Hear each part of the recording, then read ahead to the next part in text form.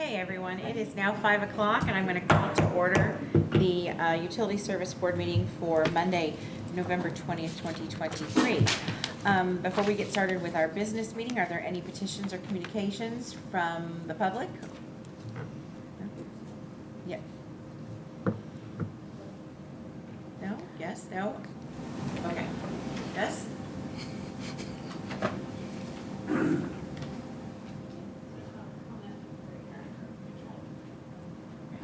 So just to let you know that the microphone does not echo in the room. It is picking you up. It's just going through the broadcast system. So, and if you would just state your name for the record. Yes, I'm Debbie O'Haron, Vice President of Property Management for Weiniger-Stolberg Group. Our company has contracts with Von Lee, 517 East Kirkwood, and Carmichael Center, 530 East Kirkwood, for their property management. My purpose for being here is to make sure everyone's fully aware of the impact of the Clear Creek business behind the alley and the Von Lee in particular, Phase 3, what it will cause. Our responsibility is to maintain and protect the owner's investment. In this capacity, it's also our responsibility to administer and uphold the leases between the landlord and the businesses occupying the buildings, namely the trustees of Indiana University, Noodles and Company, and Potbellies. Our obligations include, per lease, tenants shall have access 24/7, 365, and non-disturbance of operation of their business. Landlords shall not allow any permanent or temporary obstruction to be constructed or placed in the common areas or positioned that will materially affect access, operations, visibility, or frontage. Landlords shall be responsible for the ADA Title III compliance of the common areas. What's currently proposed by CBU will put this landlord at risk of potential breach of contract. We have numerous meetings been held. I have been at several of them, but there's been no solutions to these problems presented to the owners. We understand communication has been between our tenants and the businesses, but nothing's been told to the landlord. And to date, I'm unaware of any agreements to solve the issues stated above or solving ADA accessible route for the trustees, restaurants' loss of sales, loss of productivity for second and third floor office space due to noise and vibration. If there are agreements in place, we need to have them provided to the landlord, the owner of the building, so he can draw up amendments to the leases so that the tenants can't put the landlord in default for not allowing them access to their building. The owners have made a substantial investment in this building, $8 million. $486,000 is annual income, $156,000 is annually towards taxes, insurance, and common area usage. At this time, I can't put a number on loss of sales, but I can get it if it's necessary. Lastly, we want to know if the contractor has enough insurance in place to protect an $8 million accident. If not, does the city carry sufficient coverage to support a loss of that magnitude, including loss of rents and sales? That's all. If you have any questions, I'm happy to answer. Does anyone on the board have questions? I would like a point of clarification. So you're saying that all of the meetings that have been taking place have not involved the building owners? I've been there, but when I brought up these questions, they said they're in talks with our tenants, and our tenants are fine, and they're not. And I've asked specifically about the ADA, about putting the trash in the front, and how's that going to work, closing it to deliveries alone. And again, I don't know about loss of sales. I have notified the corporations of Noodles, the people we actually have the leases with, I don't know if they're talking to the local managers or whatever, but as far as I know, anytime I have been brought it up, I've been told it's okay, and it's not. And have you had any conversations with individuals at CBU? Some of them, and they just said it'll just have to be worked out, and I just don't know what that workout is. Okay. And how I can keep the landlord, because again, the tenants are going to go do whatever you want. They're not going to look necessarily to the contractor. They're going to look to the owners, and the owners are going to look to the city. to say, how can we help our tenants? Very good. Kirk? Yeah, Debbie, thanks for coming in. I've been to a lot of those same meetings I that know. you have. And it's good that the city utilities and public works have come to discuss this with the Kirkwood neighborhood. We've got to keep that going, and I'm glad that our representatives have been doing that. I know there's this issue about ADA access that you wouldn't always expect, because the problem is the north side of the building is the only way you can get to the elevator.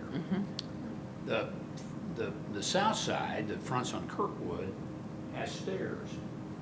So as I've looked at the project, our problem is that how do we get enough space so that they can use the back door to get into the elevator? Correct. And I'm not sure we figured that out yet.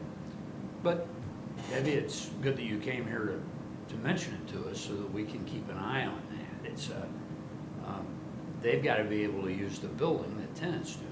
Absolutely. And ADA access is part of that. The other pieces, some of the pieces that I've learned about this, I think Public Works has decided not to close Kirkwood next year. Good. At least that's what I've been told, like we have in the past, post-COVID, for outside dining, just somewhat because of this project.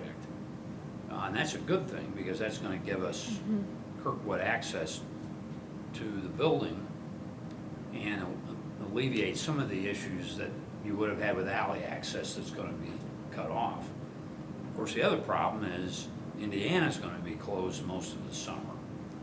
So we really need more access anyway, and I think Public Works is working through how best to route traffic for this. You can't stack it all on Kirkwood, and 4th Street really isn't the best. I think they're going to route it. They're working on detour options, and I don't know all those details, but there's a lot of moving pieces to this. Debbie, you also mentioned loss of sales and productivity due to noise. I'm not sure what all we can do about that. With Kirkwood still being open, that would, normally you don't access the front merchants off of the alley. That was mostly for the 2nd and 3rd floor. Right. That's where that's going to be coming in. I don't believe in the restaurants they're going to notice anything seriously, hopefully. But then when it comes to, again, deliveries, just when we close one part of that alley, their deliveries, their trucks are going to come, they have to back out. And then they're going to come and they have to back out. Or when we move, if it's moved out front, the trash alone will be horrendous. I mean, because this isn't office trash, this is restaurants. Yeah. Dragging it through the restaurant, which I don't know if the health department will allow that. And they don't do trash once a day. They do trash probably every hour. Someone's doing the trash. So there's a lot of moving pieces here. There's bicycle garage, there's People's Park. Yes. Bicycle garage has that's how they get in and out of their deliveries and things like that. Some of that could come through the front. Probably ought to talk to Parks and Rec. Bottom line for what I'm thinking is you've raised some good issues. I think Jane's here from engineering and probably been thinking through a lot of those, but you've raised them here for us, so it gives us some food for thought, so we have some, we know the right questions to answer, to ask, and to make sure that we make the best provisions that we can. These large infrastructure projects are always disruptive. Oh, yeah. The trick is for you to plan ahead as best you can and make them as least productive as you can. But it's all part of the city's responsibility to provide infrastructure for our citizens, and that's what this one's all about. There aren't too many other ways for us to do this except that alley right-of-way. And I've been impressed so far with all that our city the engineering department, utilities engineering department's doing to help us plan for this and work with a lot of the different teams. I'm sorry that I haven't talked directly to the building owners, but that's always a challenge for us when they're not always in town and things like that, but you're their agent, so. Yes, yes. And I think any contact that's been made so far, I mean, if they say they're talking to the tenants, my tenants don't know anything about it. The actual, who we have leases with. We don't have leases with the manager in the store. We have leases in a corporation. Right. That these managers are gonna go, sure, whatever, because they don't know who's coming in after them. You know, they're gonna be, they don't know that. So what you're saying is, and this is more into the details, but we ought to be sending information to building owners no matter where they are located. I can if you want, I send everything to them anyways, but my point is that they need either to be protected from this. I mean, if we don't have an amendment in place between landlord and tenant that specifically states, Mr. Tenant, just because you lost $50,000 in sales because of what the city did, you're not coming after us as landlord for blocking.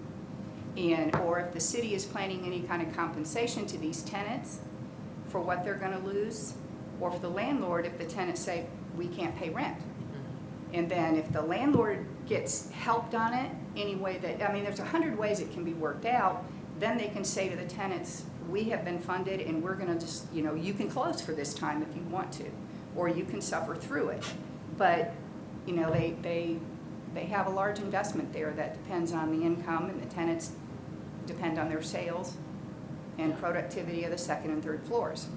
Well, you raised some good issues. Mm-hmm. Not appropriate for us to comment on the legal aspects.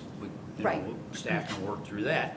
But that's just some of the observations I've seen over the past year as we've been working on this. Mm-hmm. It's one of the biggest public works projects that utilities will be doing. And Mm-hmm. we spent a lot of time trying to make sure that this is done right. And we'll keep after it. Okay, Thanks. Thank you. anything else? Thank you. Thank you.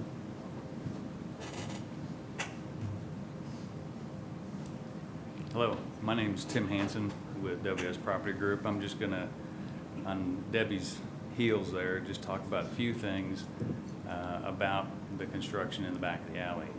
The culvert, the box culvert that exists there right now is about a foot from the Vonley building. So we know that a lot of concern. I know the engineering is doing a lot to try to maintain the existing structure and the wall line of that culvert adjacent to the building, so they don't have to remove that, and that'll help shore things up.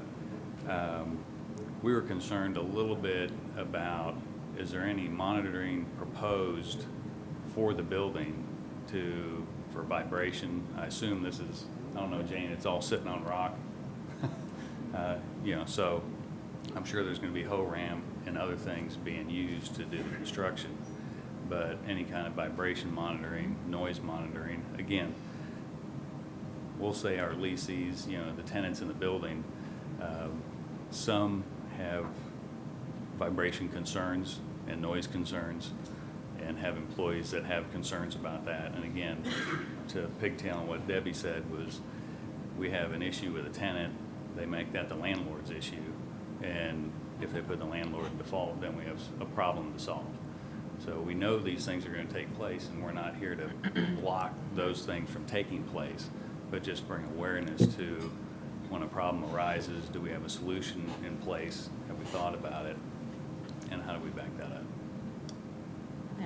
And I can understand the concerns about noise and vibrations. My business is near downtown, and anytime anything is being built, because of the structure of the granite, or limestone plates, there can be something that's being done on 17th Street, and I can feel it on 3rd Street. Yeah. So I can only imagine what will happen to not only the businesses right there, but everyone else that is in that area. Yeah. And having a building was built in 1928 and sits 1 foot away from the construction, you know, and it's brick. Hopefully it all stays on the building. Again, and are there any questions? Yes, Jim? Right. I know how much you know about just about anything, So, so, so, if you have some ideas about how this could go forward, if you forward them to engineering or to the board, I'd like to see you involved in the process because I know how, again, how much you know about. No, I appreciate it, and building I can send some suggestions. Yeah, please do. Because I Please know when do. we've done things in town, I mean, the last thing we did with a seismic survey was when we blasted at 10 North. And so the blasting contractor takes and has a seismic survey and sets out little seismometers next to the buildings. So when they blast, they can monitor what that's being felt actually at the building locations to see if there could be any damage caused by that. And there's a pre-survey that's done to make sure that any cracks or separations that exist can be measured and shown that the work caused no damage. Yeah, well, we'd appreciate any suggestions Sure. you can make, and we'd certainly take them seriously.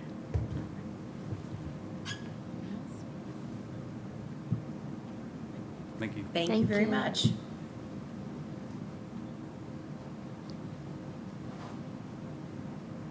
Mr. Wheeler. Good evening, Chris Wheeler, City Legal. I was not prepared to have any speaking roles this evening, and so I apologize for my casual attire. But the matter was brought up with regards to what, if any, communications are occurring between CBU and owners of the buildings that are impacted by the final phase of the Clear Creek culvert renovation. And I can tell you that weeks ago, I don't even remember the date, but weeks and weeks ago, I provided letters to each of the owners of record discussing a fair market value price to be paid for the value of the easements that we need to take with regards to our ability to get in there and do the work, which is an invitation for each of the owners of record to reach out to me to discuss the matter. And if not me, then Brian Blake here with Utilities. And I can tell you that to date, we've only received information of any kind from the bicycle shop owner of that property, through his attorney, Mr. Michael Carmen. And we have been in negotiations with them appropriately to discuss all of the possible impacts that the work is going to have on that owner's property. So we are in negotiation with them. I don't feel comfortable speaking about those deliberative negotiations in a public record, but I would like the board to know that we are having those negotiations. One of the tenants of the property at the Von Lee is the Indiana University. We have been in communication with them about the impact that they might feel with regards to their use of one of the floors, or maybe one of the floors at the Von Lee property. But the owners of record for the Von Lee haven't bothered to communicate with us yet. Now, I'm sure they will, but they haven't yet. But that's where we are. There's no mystery, there's no secret. We're following the statutory required protocols and procedures for when we have to do a taking like this. I'll tell you that from my perspective, everything is going accordingly. So that might provide you with some ease of mind, perhaps. Questions? Okay. Thank you. Thank you, Chris. Are there any other petitions or communications? Okay. Is Christy Lindberg here? Christy, I believe you're also on the docket for an Adopt-A-Drain. You're going to give us some information about Adopt-A-Drain? I'd be happy to. Thank you. Thank you for the opportunity.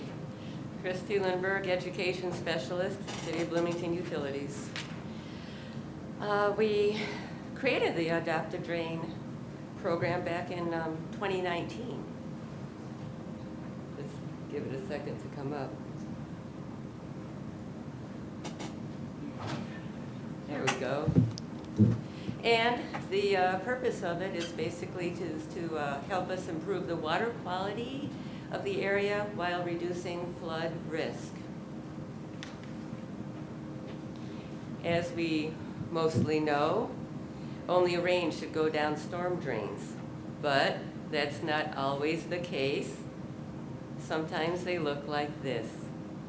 As you can see on the left, leaves, grass clippings, bottles, so on and so forth. On the right, snow, and these can lead to flooding. Our crews try to get out there ahead of it, and they do their best, but sometimes it helps to have a little bit of assistance from the public. After all, we all live in a watershed. Who knows what the definition is? It's basically an area of land that drains to a particular body of water, like you can see on this picture. And Bloomington basically sits on somewhat of a divide.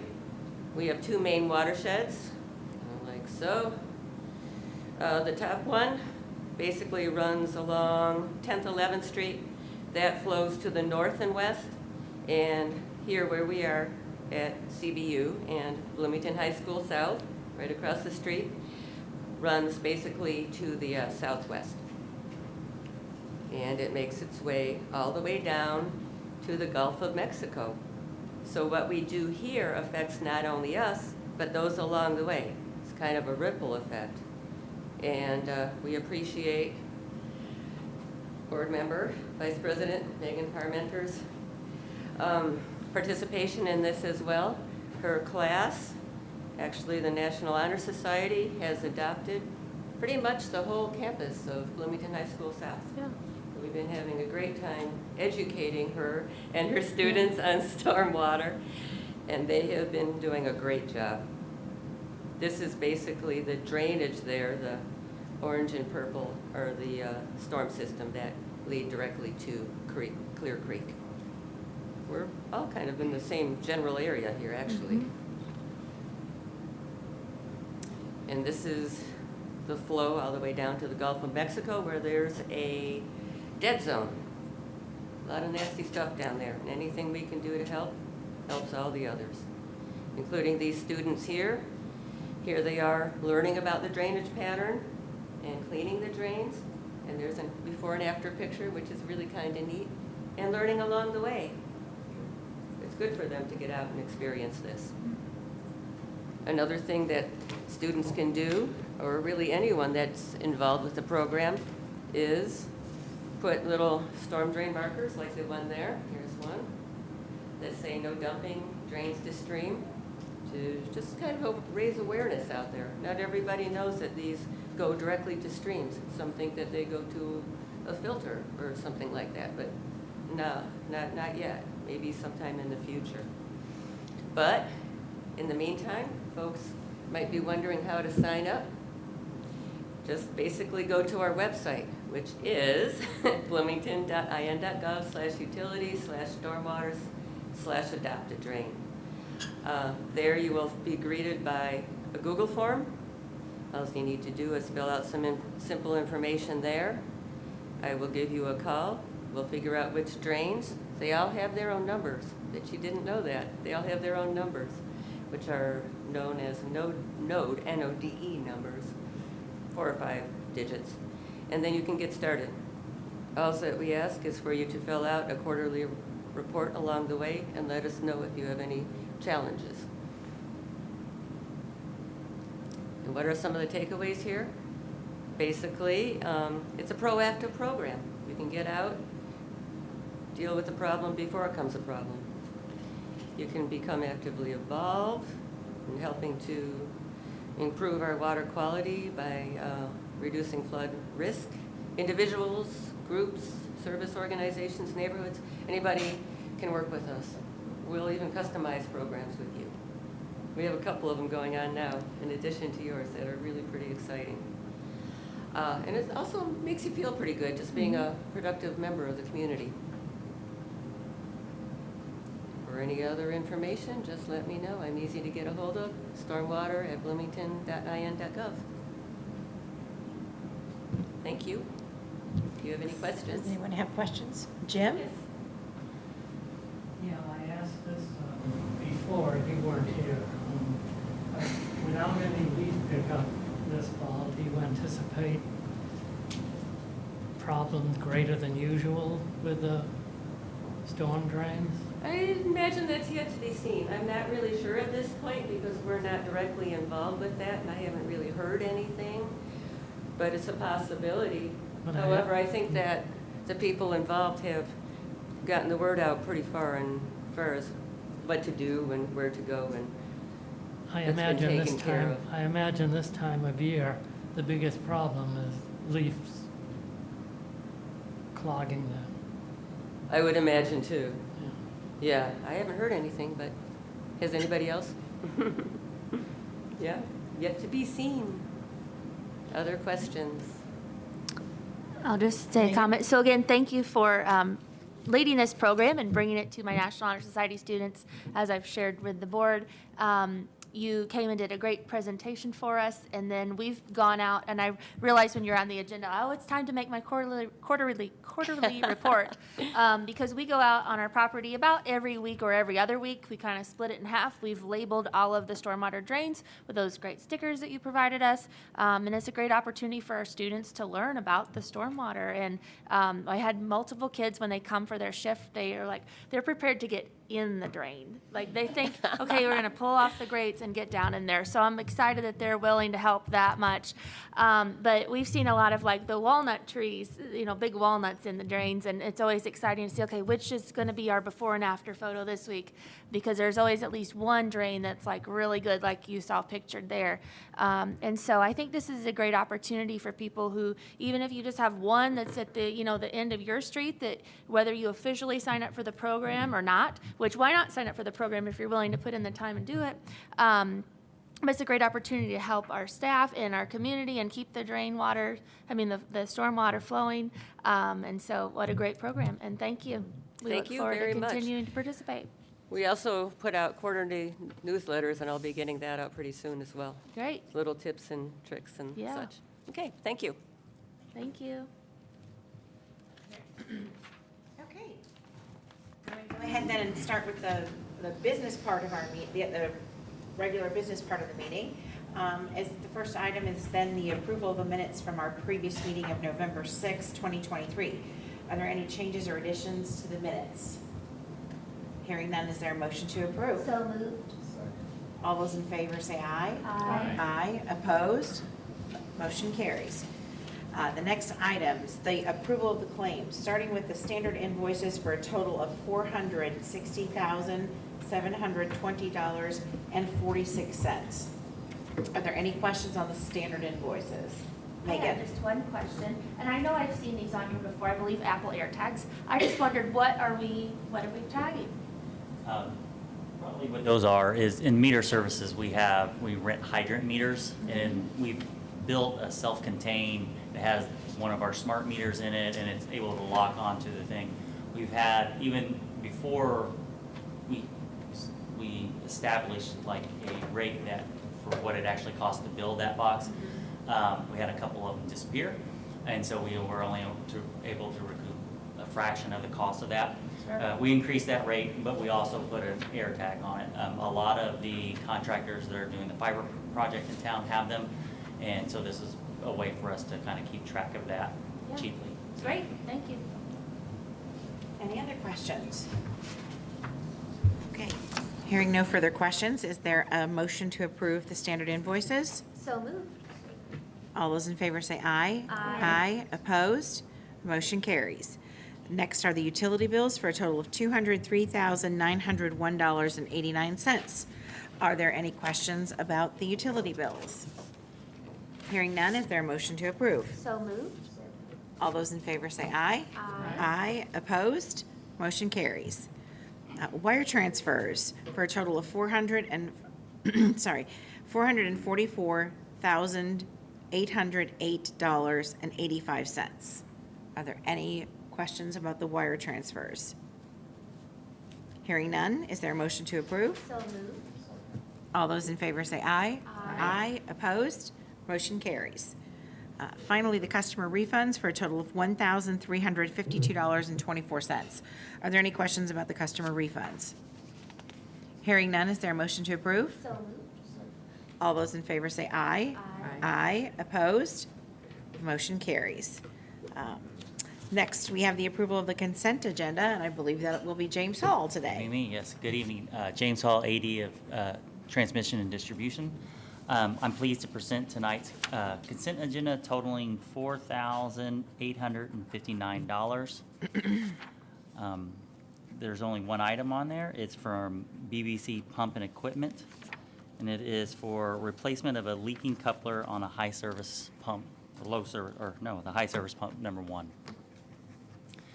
Are Is there there- any? Oh, sorry, go ahead. Yeah, no. Is there any member who wishes to consider this item individually? Hearing none, is there any opposition to these items? Will be approved, recommended by staff. Great. Thanks, James. Approved. Thank you. The next item is a request for a change order, and that's Dan Hudson.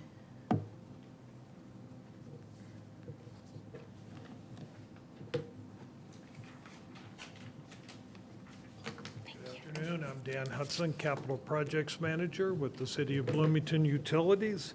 And this change order is for Mitchell and Stark, change order number 3 for the dewatering project at the Monroe Wastewater Treatment Plant. Doesn't involve any cost, it's just a time extension for February 29th, 2024. Any questions? So this project was supposed to be completed in October. Yes. Okay. And why were there delays?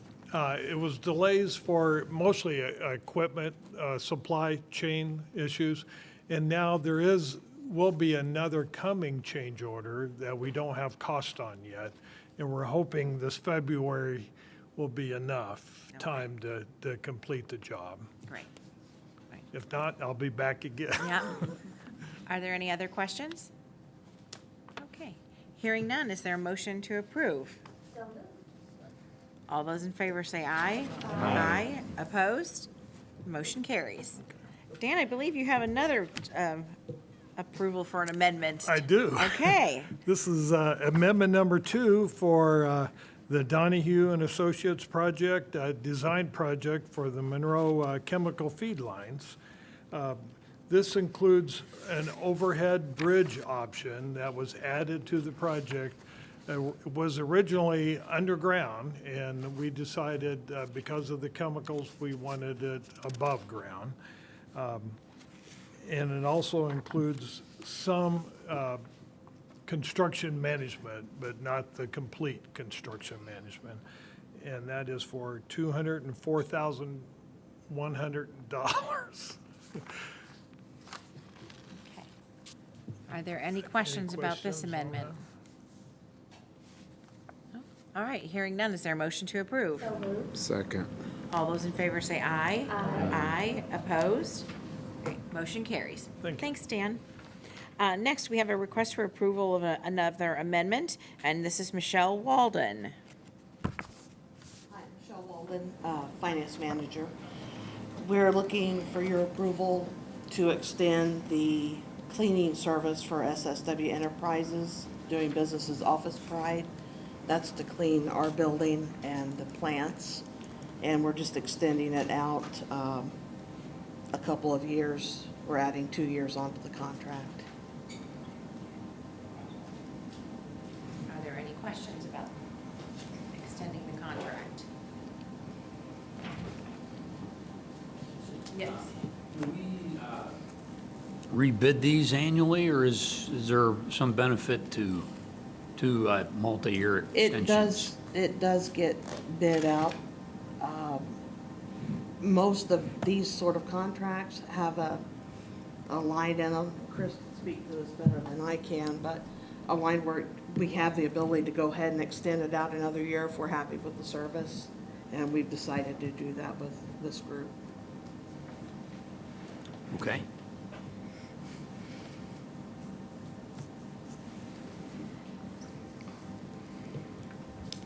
Hi, Chris Wheeler with City Legal, and I'm trying to open up a form that I need. Hang on one second. Sorry.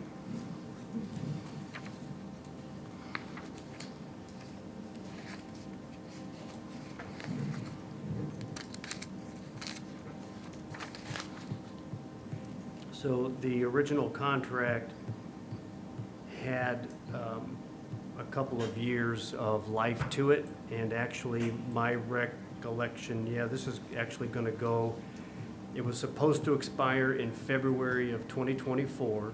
We're adding one more year onto the life of of this contract so that it will expire in February of 2025. And at that time, we're going to rebid the project through competitive purchasing. Thanks. Yep. Chris, I'm sorry, I did not follow that very well. But the way this, maybe I'm reading this wrong, is that this is extending it for 2 years. It's extending it one more, it doesn't expire. The current contract that we have with SSW does not expire until February of 2024. Okay. It's going to continue until February of 2025. So it might look like 2 years, but it's really only one additional year being added to the contract. That first amendment has already been done. There was an amendment a while back, and I don't remember the date of it, that Gotcha. extended it once before. That's why, okay, that makes sense. Thank Yeah. you, everyone. Thank you. Yeah, sorry. That's okay. So are there any, the reason I ask is because it says on here, the original dates. Never mind. I'm not reading this correctly. I'm good. You all right? Yes, I'm good. I'm Okay. good. Other questions? Is there a motion, if there aren't any further questions, is there a motion to approve? Second. All those in favor say aye. Aye. Opposed? Right, motion carries. Thank you. Thank you, Chris. And Michelle, thank you. All I right. was a little confused myself when I first read it. But you're not off the hook yet. You're on the next item. Michelle Walden, Finance Manager. I'm bringing to you the 2022 interdepartmental agreement with the Controller's Office.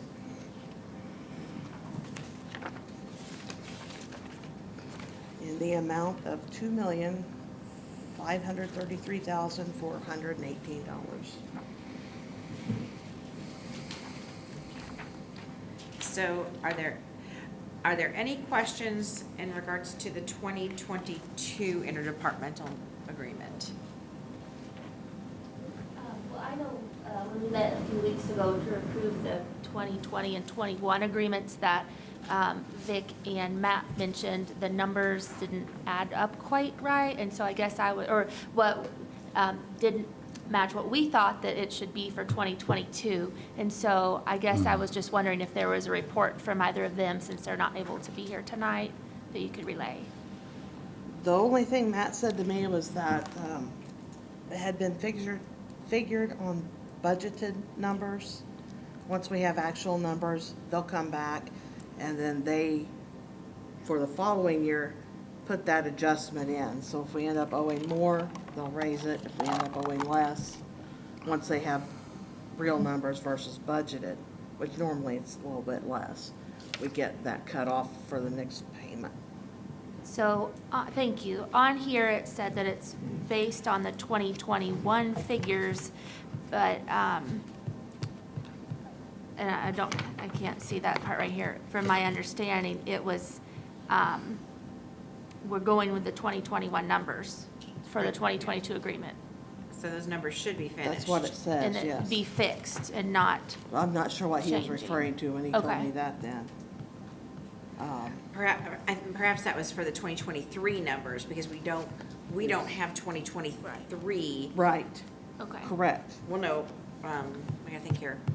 2023 is really for our 2024 charges, is that correct? How that works? It's always a year, yeah. Should be. It's a year in arrears. So we should have real numbers. Mm-hmm. I can tell you that from 20 to 21, it went up 152,000. From 21 to 22, it went up 93. So it's actually a little bit less of a jump than we've had in the past. I had a question about engineering. We have not had any charges for engineering for 4 years, and now this year we have a charge for engineering. They just developed the engineering department this year. This is the first year for the engineering department in 2023. Okay. I don't know why it would be on the 22. They were part of planning, They used to be part of planning, so you should have seen the planning account go down. but not in 2022. Not really. But in 22, it was still together. It was still together, yeah, it shouldn't be. Oh, I see, okay, yes, I do see that. Okay, so they split out engineering and planning, okay. That makes sense, and it is close to that same figure. So, on this number, the one thing that seems to be missing on this chart, which I think we talked about at the last meeting, is that it doesn't match what's on these charts. The numbers are the same line by line, but when you get to the bottom, it doesn't take into consideration the in lieu of taxes and the other things. So these numbers here are actually, they don't show the full picture. For example, the 2021, this says 1.6 million, but on our interdepartmental summary, it's 2.4 million.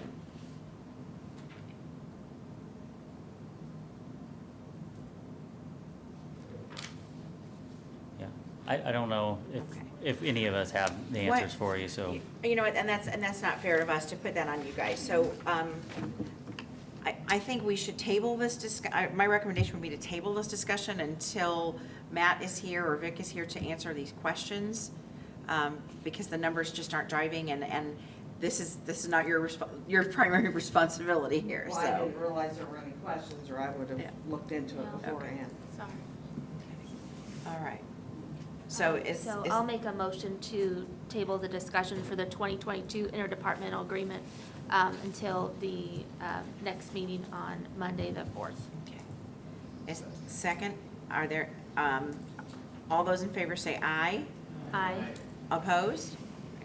All right, we shall we shall continue that discussion at the next meeting. Thank you. All right, our next item on the agenda is Jane Fleet with the request for the approval of another amendment. This is the amendment day. It's the amendment day, exactly, coming towards the end of the year. Jane Fleet, for the record.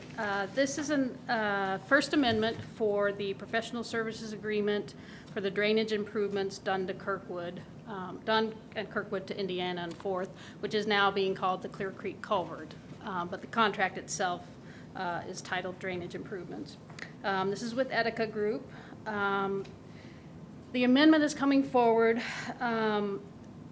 All of the other culvert projects that have been done on the Clear Creek have been able to obtain a general permit from IDEM and the Corps of Engineers. For some reason, this one, they have decided that they want an individual permit from both of those agencies. And it has to do with enclosure of the system, which it's always been enclosed, but I don't know if it's the opening that's making them consider this. It also has to do with potentially historic issues. The arch culvert itself could be a contributing historic factor. Of course, it may be contributing historically, but it also contributes historically to flooding. So this is not something that our consultant is necessarily an expert in, and so he has brought in an expert to deal with IDEM and the Corps of Engineers on this issue. Hopefully, common sense will reign, but we will have to just see. We have to go through the steps to actually get the individual permit. So this would add $21,970, not to exceed, to bring on that consultant. The original contract was $355,480.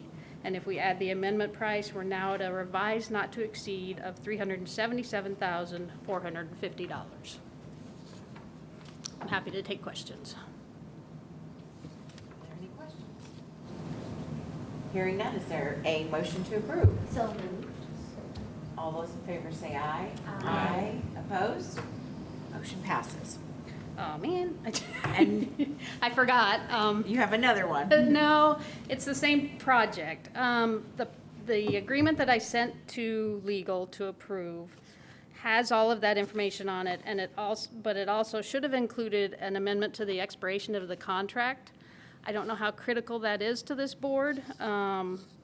I noticed it because when I was filling out the approval memo that I have to send for this information, the contract technically has already expired per the original contract. So I had Etika add language that would extend the contract until December 31st of 2024, and I have that signed document. So I don't know if it could be, that's the only thing that changed, is it changed the contract date for Etika. Certainly, they're continuing to work. We're not going to stop their project, but it changed the date. So I don't know if that could be substituted in your approval, or whether we just let this one go, and then I'll bring forward another one. But you're saying the new date is December 30, 2024? December 31st, 2024. And That's that's, in our well, it's paper. 30th isn't here. Okay. Yeah. That's a typo on my part.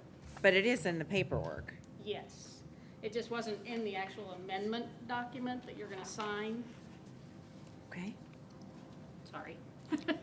I forgot. Hi, Chris Wheeler, City Legal. This issue was raised by Jane about 30 minutes before the meeting.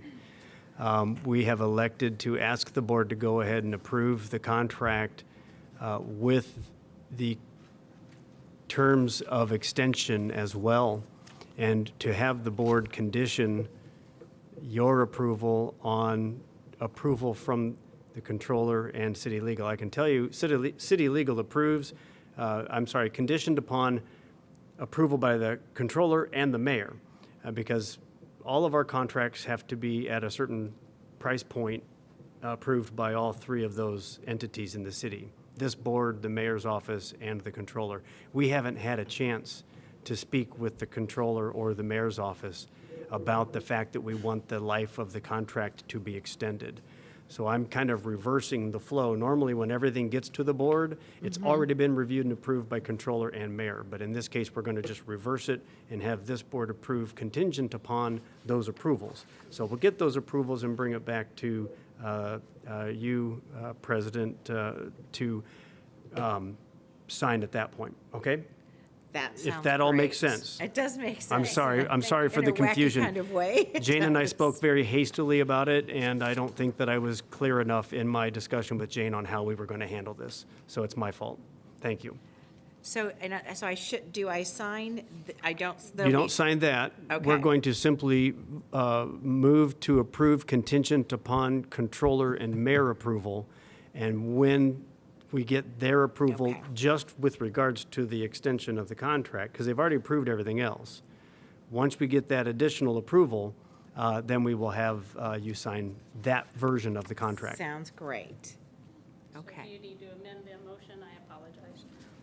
Or, it's all in the minutes. A motion has not been made yet, has there? Yeah, it has. Yeah. Yes, and it's already been approved. My apologies. Yep. That's okay. No, This, oh, I'm sorry. that was still part of that one, yeah. I think we need to amend, we officially need to, so there's, there's, Point of clarification, real quick. Is it December 30th or December 31st? December 31st. Okay, thank you. so, You're going to reopen this particular discussion and move to amend and revote. we are going to reopen the discussion on the request for the approval of Amendment 1 to the Etika Group. We are going to amend that motion to now include the extension of the contract date to December 31st, 2024. Is there a motion to approve? I make a motion to approve the amendment to extend the contract to December 31st, 2024, contingent upon approval by the controller and mayor. Second. All those in favor say aye. Aye. Aye. Oppose? Motion carries. All right, thank you. Chris, thank you for Thank keeping you. us all. Thank you. Mr. Roberts is up there going, Chris knows his stuff. All right. Thank But you. you're also not off the hook, Jane, because I know. think you have another now request, correct? This is now the approval, I'm asking for approval of the agreement for construction of Clear Creek Culvert reconstruction from Dunn to Indiana Avenue. The project plans are actually termed Clear Creek Culvert. We opened bids a month ago, 2 weeks ago. Phil came to the board and asked for the resolution to award based on the evaluation of the bids that we received. And so now we're bringing the agreement forward. I understand, I kind of put them on the spot at the beginning of the meeting. The way our meetings work, we don't have public comment after I present, so they wouldn't have been able to speak until after you had voted on it. So I was pushing them to go ahead and get up here and speak to you beforehand, so they were a little bit off kilter, as I am, as you can see. We have been discussing this with the property manager. The consultant, Brock, and I met with her, gosh, it's been a year and a half, probably 2 years now, to talk about these issues. It is difficult. The culvert itself the culvert wall is 28 inches from the back of the Von Lee building. And you have to come around the wall of the Von Lee building to enter the area for the elevator. It's physically not possible unless the entire culvert is moved farther into IU's parking lot, which IU doesn't want. It encumbers their parking lot. We're already in negotiations for the property that it does take, and that would be several more feet that would have to be moved. We've also installed the conduit for IU for their electrical services. That's in place and actually in use, so that the other conduits are killed out, ready for construction. I know that she sent information. We presented to the Kirkwood Business Owners meeting November 9th. She sent an email to Brock and myself November 10th, and I apologize. I had been out of the state, actually, on some family matters, so I wasn't really able to respond immediately. But we do intend to meet with the property manager and discuss the issues. We also wanted IU involved because I believe it's IU that leases that space. All along, we have talked to them about implementing work from home during that time. I know it's not ideal, but if there are people in those upper floors that need ADA access, it's the only way that we can think to keep them to comply with ADA. We can't physically make it work in the building. I do want to go in and look and see, but it came up today that the only way to get to the elevator is around the back of the building. So I don't know how to address it other than that. We've not spoken to the restaurant owners. That's not our purview. We have been trying to talk to the property owner, who has not responded. And we've been talking to IU about the trash issues. I know that's still part of our discussions, is instead of moving the trash out front, possibly moving it into their lot to the east of the Von Lee, so that it wouldn't be right on Kirkwood. But that's still part of what we're discussing. I can tell you that as part of the plans, it's to take some of that parking area out front on Kirkwood and place the dumpsters, because we have no place else to put them. In terms of insurance, the contractor does have liability insurance. I don't have the amount in front of me, but I can find that for you. And I can tell you that Milestone, on the previous culvert project, had vibration sensors in all of the buildings along the route, and they were monitoring that the entire time. The church in particular, Trinity Church, was quite concerned, and they had a vibration monitor down in their basement that would ping them if there was ever any problems, and they never got pinged. They checked it multiple times, and there were never any issues. So we are quite aware of that. We are leaving the north wall of the box culvert in place, the existing box culvert, so as to not damage anything or get near the foundation of the Von Lee building. We'll leave that wall in place and build inside of that wall with our new box culvert wall. So that will remain in place and help stabilize. We don't know what the foundation looks like, but we do know what this wall looks like, and it can stay in place while we build just north of it. So happy to answer any questions. Oh, I didn't get to the amount, sorry. The amount of the contract would be $3,648,618. And as I said, that was the lowest responsive and responsible bid. Are there any questions for Jane? Kirk? Jane, do you anticipate any blasting with this, or just normally it would be jackhammer type, right? Yes. And do we know what kind of stone we've got in that area? Have you done that assessment? We have done borings adjacent to the culvert. Obviously, we couldn't drill down through the culvert, but adjacent to the culvert, we do have rock in there. We've not found any of what I call the blue rock that is really, really hard. We did put we do have those results, and nothing showed anything unusual. In one of the meetings I went to, I think there was a discussion about maybe the contractor phasing the demolition and building so that you had a path to the door on one part of the time, so you wouldn't be disturbing that part while you built the other part, and then switch so that there was still access to the door. Do you think that's still viable, or have you talked about that? The way it anymore? is set up, it is phased, yes. And really the critical piece here, the reason it's being pushed, is we have to hit summer of 2024. Right. We have to cross Indiana Avenue in the summer months. There's no other way. And so in order to do that, you have to back up your time frame from when you start at done to get to Indiana at that time frame. We do have very specific phases set up in the contract language. We will work with the contractor if they want to switch some things, but this is it has to be very regimented based on the property owners. The phase that included the Von Lee also included the bike garage. There was going to be a long, straight phase that could go fairly quickly because it doesn't involve any curves or anything, so the contractor would be able to probably, it's up to the contractor whether it precast or cast in place, but based on the last project, precast was what was used. So that could move fairly quickly through that section. The idea was a couple of months to get that done, and then yes, it would switch then to the east of that, and those two would be reopened again. The alley would be reopened to the back of those buildings, and so the ADA access would be restored. Well, I use real estate, and facilities department is going to have to talk a little more with you about all that. And on the one part, I know that the use of the second and third floor has changed since you were probably initially discussing this a year ago. Okay. The one department that was occupying those two floors has moved, and they've got a different use now, which probably may not be as intense as it was before.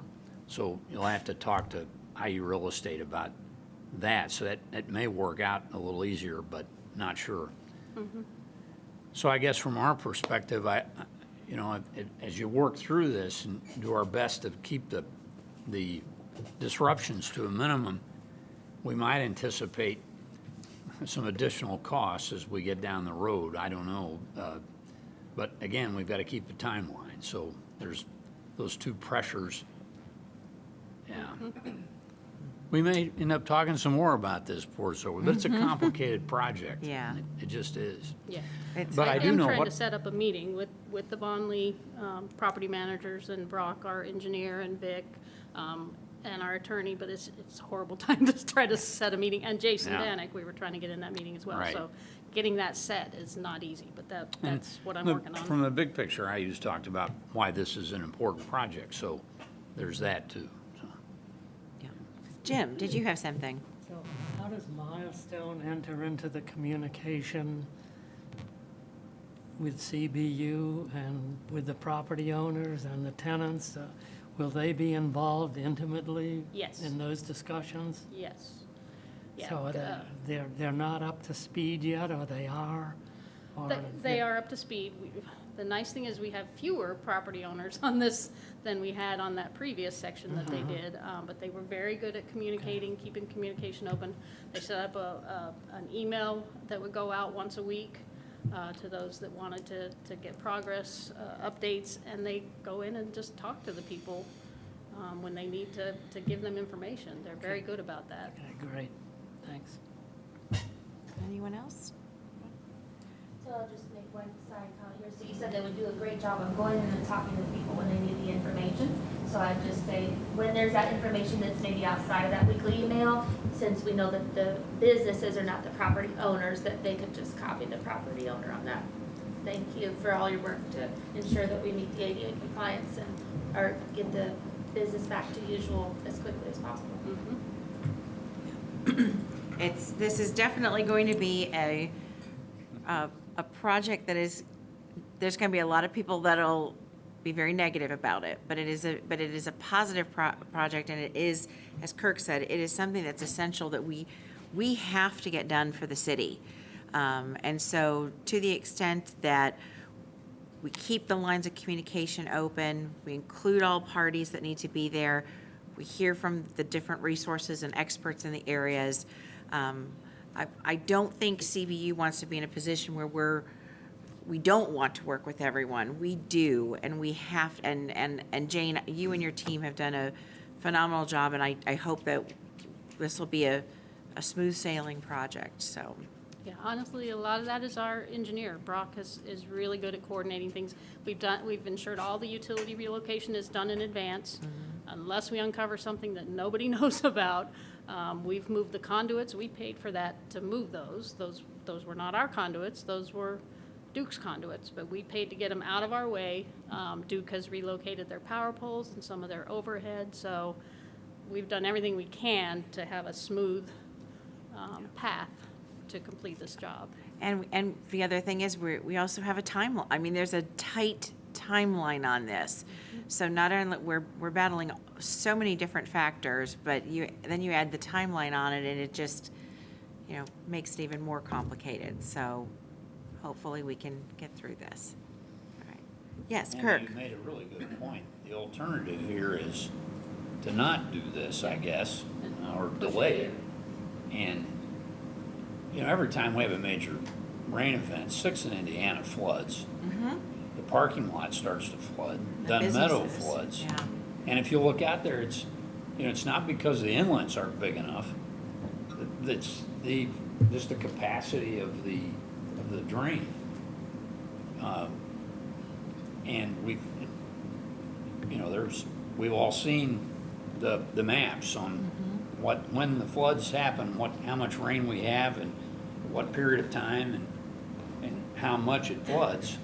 We've got to fix that. Yeah. All right. Any other questions or comments? All right, so hearing none, is there a motion to approve the agreement with Milestone Contractors for the Clear Creek Culvert reconstruction? So moved. Second. All those in favor say aye. Aye. Opposed? Motion carries. Thank you. Thank you. Frank, I don't think I have a sheet. Is that a sheet that the entire board needs to sign? Or no? I don't think I have that one in my packet, just letting you know. Okay, and next we have Kat. Kat is up with a request for approval of agreement with Second Nature Software. Hi, Catherine Zager, AD for Environmental. I'm bringing a request for approval for a professional services agreement with Second Nature Software. This is for the street sweeping routing plan. It is a phased and iterative approach to the routing plan. It will start with priority areas and then end with routes, turn-by-turn routes. And it will also include they will leave us with further steps on how to continue to collect data to improve our routes as we continue. I'm happy to take any questions. Kirk? I have questions, but I'll let you guys go. Jim, why don't you go first? Yeah, Probably the same question. Yeah, we've talked about this, and so this is a responsibility. It's shifting from Public Works to CBU.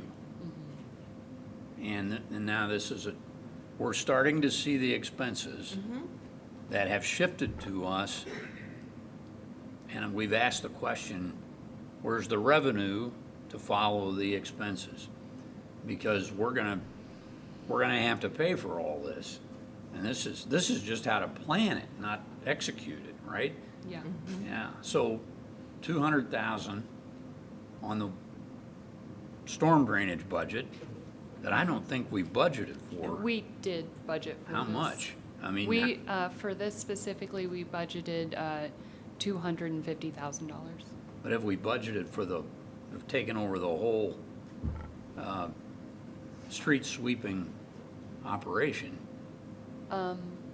So as far as like budgeting for each line item in the street sweeping operations, I know that for the planning phase, and that's what this is, we budgeted $250,000. We also have, I believe, separate funds for the purchase of a street sweeper, and we have budgeted for labor as well. I believe that there's going to be an initial upfront cost that will not remain this high as it gets running. This is kind of the big push to get it going. So I can't remember if we've talked about a stormwater rate increase to take care of all this, because the question is, if we haven't, then how do we do the normal stormwater improvement projects that we normally do to solve local drains, localized flooding, neighborhood flooding, those kind of things, because money's got to come from someplace. And I can't remember if we've talked about an increase in revenue for all this. And then, of course, there's the question of, it was Civil City, and now it's being transferred to the ratepayers in a different way. It was on the tax base or general fund, and now it's moving to a ratepayer responsibility from our citizens. But they're not going to get a decrease. Not on their property taxes. Yeah, right. They're just going to get an increase from CBU. And I understand a little bit about, why street sweeping is important for the storm drains. But this is a big policy switch that we just need to go into with both eyes open about what it means if it's going to be a future rate increase for storm drains. And as I said, I don't want to cheat these projects that we need to do, that we know are out there in some of the neighborhood localized flooding that we have, and new infrastructure projects that are going to change storm drains and so on. So I am not 100% certain about each year's line item in the budget. I know that when we did our last rate case and when the stormwater rate was increased, this was accounted for it already. So as far as these costs up front, they were in the rate case. And I guess also to speak on how this will impact not just, maintaining our storm drains, but this does have an impact on flooding. Reducing particulate matter that comes from the roads, from the streets into detention basins has a pretty substantial impact on their function and their ability to mitigate flooding. Jim? So, up until now, the city has been doing street sweeping. Mm-hmm. How do they do it? Do they know where to go? Do they have routes? I mean, I'm confused about why this has gone on for years, and now we have to pay $200,000 for someone to tell us how to do it and what routes to take. So I think that's a very complicated answer, and I will do my best. So I think a lot of that has to do with the fact that we have developed our MS4 over the last few years, that stormwater has become a priority. Currently, stormwater is not a priority of the current street sweeping program with Public Works. Their priority is to maintain the streets, to clean up after festivals, parades, car wrecks.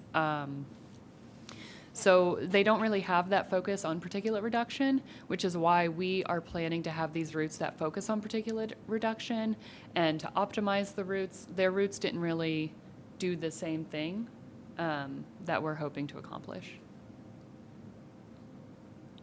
Seems like it just seems like an awful lot of money to have particular routes. It would be like paying a lot of money for snow plowing to tell them where to go and how to do it. Sure. I think so. There is an aspect of it that Second Nature will be subcontracting with a company called Route Smart, and their whole thing is really making these optimal routes where they minimize left turns and they make sure that they're not going the same time as the buses and they're not conflicting with sanitation routes. And, you know, they are the folks who are thinking about all of the very specific route things, like logistically. But Second Nature's role in this is really to analyze what our land use is and what areas need the sweeping the most. Like, what areas can we sweep once a year and be okay, or what areas do we need to sweep more often to actually be making an impact on our storm system versus just we should do it once a year. You know, let's make sure we hit it once a year with no real scientific backing. Kirk. Is this going to give us a software program that we can continue to use? Or Sorry. Yeah. We currently have a software program that we will be inputting all of this data in. We were very happy that Second Nature responded to our request for qualifications for this, because the software program that we track all of our MS4 data, including hopefully soon street sweeping, is a Second Nature-based software. So they would really easily be able to help us get that data and not just track it, but analyze it. So then we'll have a freestanding software program that we can use, you can use, to make updates annually or Absolutely. weekly if the school bus routes change or whatever. So we won't need to go back to them whenever there's a change. They're going to train you, our staff, on how to make those changes and keep it up to date. Because you know how software programs are. They're only, they're good if you know how to operate them and you can keep them updated. Yeah. No, that's what I think is really great about this proposal as well, is that it's not just a one-time approach. We're not just paying for this one-time, okay, here's your routes, but there's also an aspect of here's how you're going to collect data in order to update your routes as needed. Here's how you can continue to implement this in a way that is more dynamic and not just kind of a PDF on a shelf. Okay. Jim. Yeah, could I request that when the report comes from these folks, that we get a copy of the report to look over? That doesn't always happen. We okay the money, but then we don't always see the reports. I would love to share it. I'm very Okay. excited about it. All right. That would make me feel better. Megan. So the contract for this is done in 2025, so we would get everything set up, and then at 2025, or February 28th, then we would still have the software to be able to tweak a route if needed, but maybe that consulting person wouldn't, that fee we would not. Is that correct? Okay. Correct. And then you mentioned about, say, like coordinating with sanitation times, and you mentioned a second subcontracted, like Smart something? Route Smart, Smart, yes. Route Smart, okay. And so sanitation uses, our city sanitation uses Route Smart? I have no idea what our Okay. city I sanitation just is. I'm sorry. wondered how then Route Smart would know what sanitation's routes are. It would be their job to collect that data Okay, and to do that work for us. okay. Yeah, just one more quick question. Yeah. So I've noticed in other cities where they do street sweeping, there'll be signs that say no parking on the north side on these dates. Will that be part of this street sweeping? So part of their plan for us is to do an assessment of where it would be beneficial to have that kind of parking restrictions. Currently, we don't really know where we would even want to have something like that. So this part of this plan is to assess what streets we would get the most benefit out of having parking restrictions. Okay. Oh, go ahead. Okay, so just kind of thinking through how these people would determine this, and I'm thinking like when we're talking about the stormwater drains, like the fall with all the leaves falling is like the ideal time. So, or I would think that's when the streets are gonna be having the most debris and, Mm-hmm. whatever materials.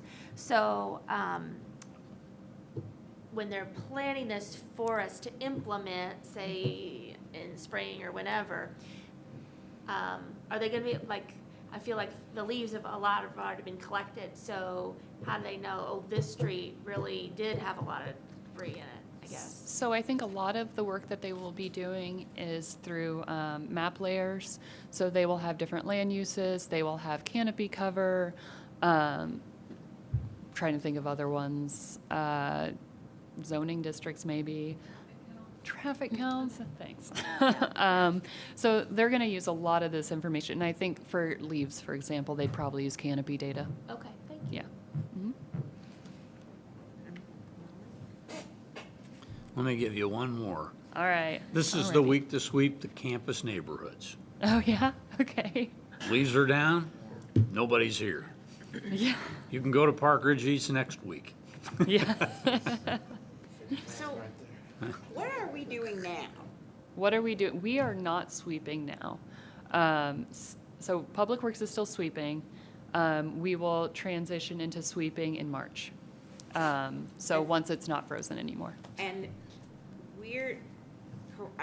refresh my memory on this, when we're taking over a portion of the sweeping, or are we taking all street sweeping over? So we are taking, it is a portion, it is Okay. a significant portion, however, it is a portion. Sanitation will continue to do the milling and paving sweeping, and I believe also following up after accidents. And are we taking Huh? on? And They're taking events. events too, And okay. events. So our portion of the street sweeping is really primarily preventative. Yes. So they're going to take care of all of the operational needs when accidents and activities occur, but we're looking at this as a preventative asset that we have within CBU to prevent flooding in particular neighborhoods and different areas. Yeah, absolutely. So we're not doing any of that right now. No. We won't be doing any of this next year.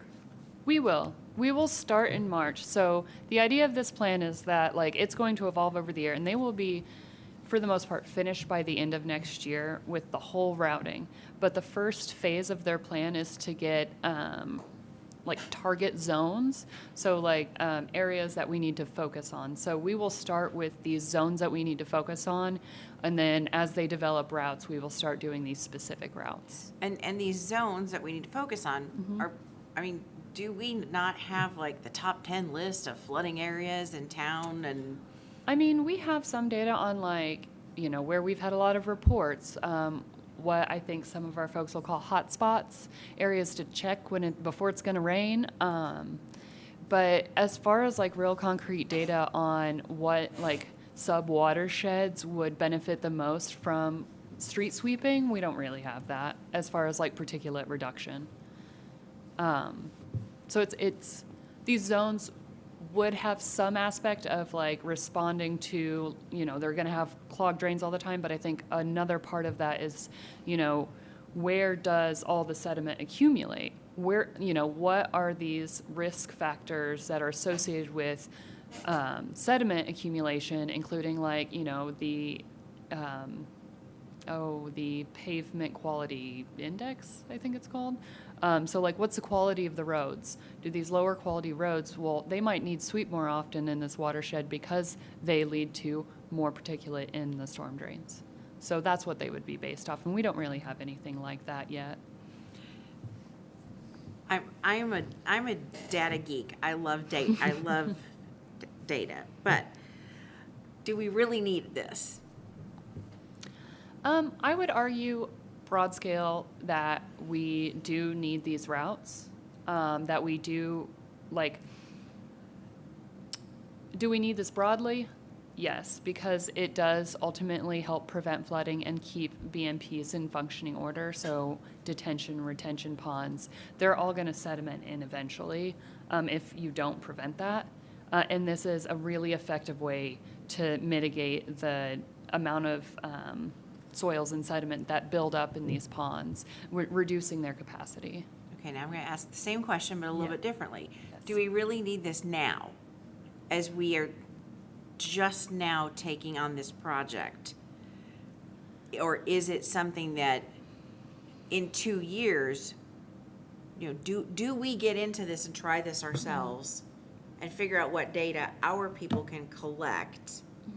Now that we're in charge of this and monitoring this more closely and holding fund, like doing this in 2 years to see how, A, is this still gonna be in our purview?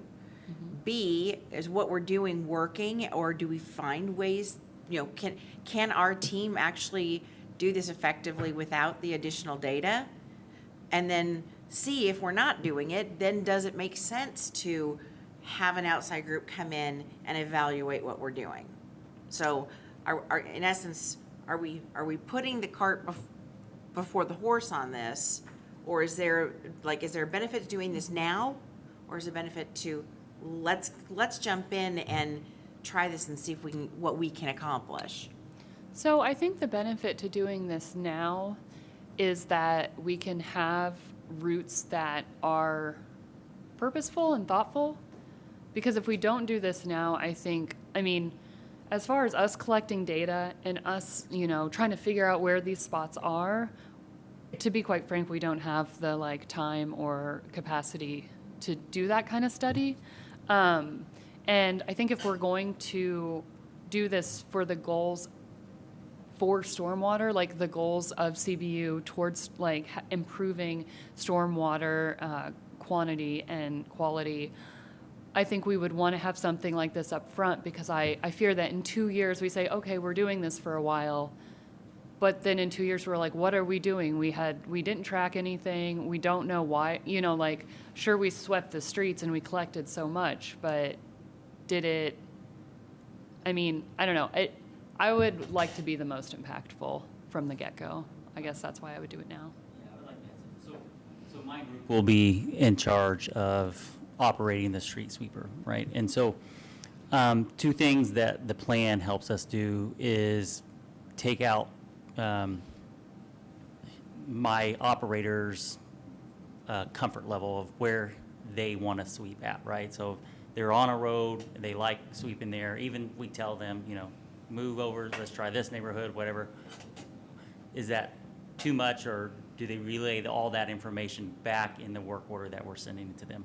And then you get into Kat's point about analyzing all this data ourselves. So every time that operator dumps the trash or the back of the Vector, we're going to have to go into that work order and track it. And we will do this anyway to make sure that what they are asking us to do is doing it. But then it's going to take multiple resources of locating those work orders and pulling that information out.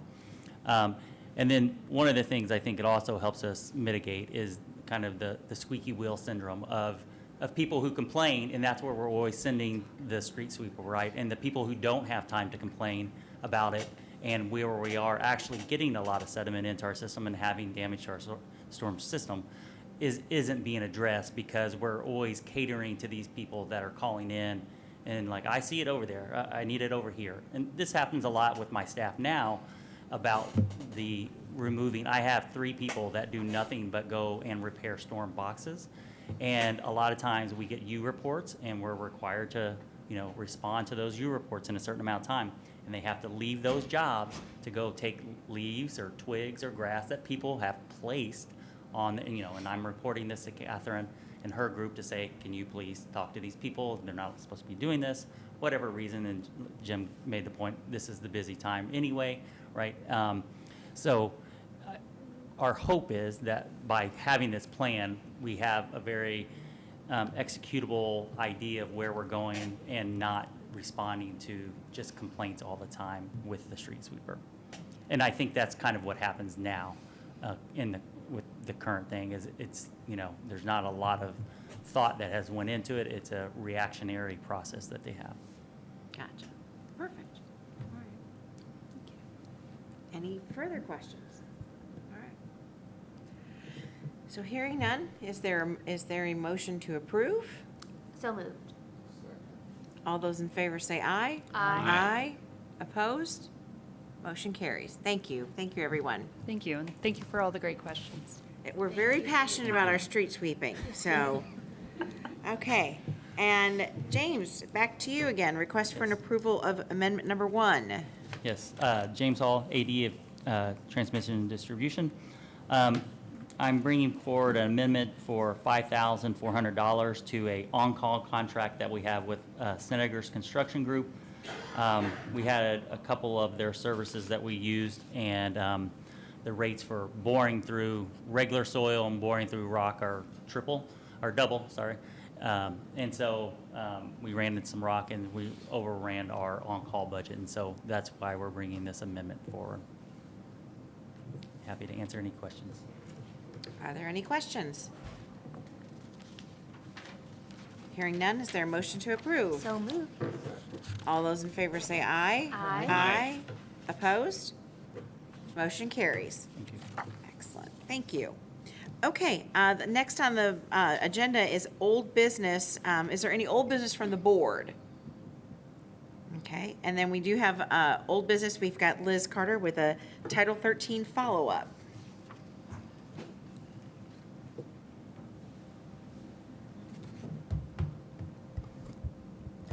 Good evening. I'm Liz Carter, the MS4 Program Coordinator. So after you guys had voted to recommend Title 13 to Common Council, we told you we would come back and let you know if anything changed or we had any additional information. And we've been working with Clark Dietz, who is one of our consultants that helps out the engineering department with stormwater plan review. We had asked them to look into a couple items for us and also to start looking at our design manual. So I think we will have a very, very, very rough draft of the design manual in a couple weeks. But one of the first questions we asked them to look into was the green infrastructure percentage. I know we got a lot of questions about that. When we put in our ordinance that we were going to require a percentage of post-construction BMPs to be green infrastructure, what would that percentage be? And we really had no idea. So they looked into, since they already do consulting where they are reviewing plans on our behalf here in Bloomington, they kind of looked at those plans. They looked at different percentage requirements to determine like how burdensome would this be given different percentages. And included in your most recent packet this afternoon is the memo that they wrote to us where they evaluated green infrastructure requirements at 25%, 50%, 75, and 100. And this is the water quality volume that's treated. So this green infrastructure isn't providing detention. It's not holding water. It's treating water, and it's treating a percentage of that water. So their recommendation, we met with them, and you can read it in this memo as well, was that we require 50% of water quality volume to be treated with green infrastructure. They determined that, so they were looking at the impacts of how many developments would be forced to pay the in lieu fee because they wouldn't be able to meet the requirement. They determined that only developments that are over 93% impervious surface would be forced to pay that fee. I used to work in planning, so I'll tell you that that's only some businesses downtown. No other zoning district allows 93% impervious surface. Most of them, even high density multifamily residential or mixed use, you're looking at 70 or 60% impervious. So 93 is incredibly high. You're only looking at the folks in certain portions of the downtown corridor that wouldn't be able to do this. They also would have the option to build a green roof or something like that. So there would still be options available to them.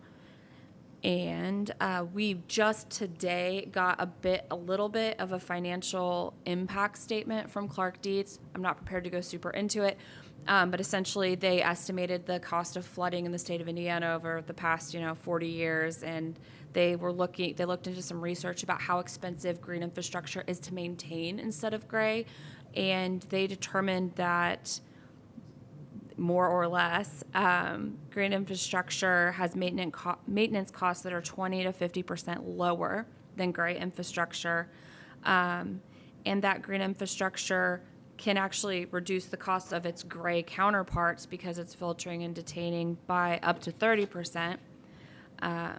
And so their conclusion, it's only a 2-page memo, not super long, is that green infrastructure, if you can find the space for it, is actually a very cost-effective way to handle stormwater quality. So as we've been continuing to have the talks with our other departments, we've told them about our 50%, and especially our engineering department, since they build public infrastructure, they're looking into how that's going to affect their projects in the future. But I don't think we've had any strong pushback about it at this point. So if you guys have any questions about the green infrastructure or anything else Title 13, myself, Chris, Kat, we're all happy to talk about it. Great. Any questions? Great. Thank you so much for your update. Thanks. Is there any new business from the board? New business from staff? No. Subcommittee reports. We've not had a subcommittee meeting, but I just want to give everyone an update on what we're going to do in the next 2 weeks. We will have an administrative, a very short administrative subcommittee meeting that we'll call to order at 4:15. And then we already have a planning and property meeting that is on the calendar for 4:30. So if you'll double check on that, just on your schedules, we will plan accordingly for the next meeting. Also, just a reminder that Frank, if you can help me here, there are 2 meetings in December. The next one is on the 4th, which is a full meeting. And then the next one after that is simply a claims meeting, Thursday, the 14th of December. So we won't have any other Monday night meetings in December other than the one on the 4th. So it's the 4th and the 17th. So The admin subcommittee is on the 4th. on the 4th, correct. Admin and property and planning. So you're saying that's when we should do our cookie exchange, right? Are you bringing cookies? I guess. All right. Staff reports. Did you want to, the discrepancy in the 2022 interlocal, the 170 number, it didn't include taxes, in lieu of taxes, it was just services. So Just the services, it adds up. it adds up to 2.4 million, but I know there was other questions on, that you had for that, so. Okay. But, yeah, but anyway, other than that, we have nothing. Are there any further petitions or communications? Hearing none, then is there a motion to adjourn? So moved. Meeting is adjourned. Thank you, everyone. Thank you.